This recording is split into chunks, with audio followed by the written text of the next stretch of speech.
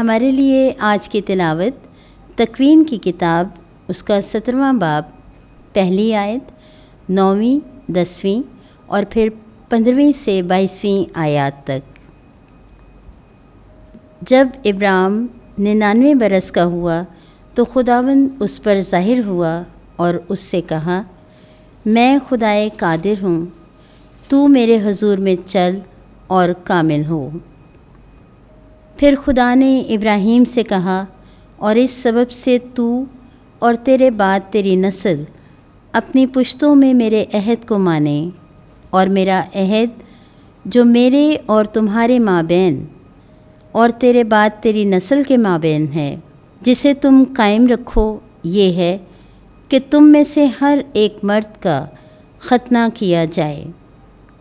اور خدا نے ابراہیم سے کہا کہ تو اپنی بیوی سارائی کو سارائی نہیں بلکہ سارا کہا کر، اور میں اسے برکت دوں گا اور اس سے تجھے ایک بیٹا بخشوں گا، اور میں اسے برکت دوں گا کہ وہ قوموں کی ماں ہوگی، اور گروہوں کے بادشاہ اس سے نکلیں گے۔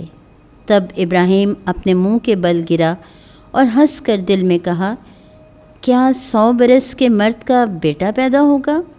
اور کیا سارا سے جو 90 برس کی ہے بیٹا پیدا ہوگا؟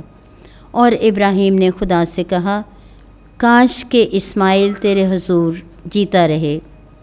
تب خدا نے ابراہیم سے کہا، بلکہ تیری بیوی سارا سے تیرے لیے ایک بیٹا پیدا ہوگا، تو اس کا نام اسحاق رکھنا، اور میں اس سے اور بعد اس کے اس کی اولاد سے اپنا عہد جو دائمی ہے قائم کروں گا، اور اسماعیل کے حق میں بھی میں نے تیری سنی۔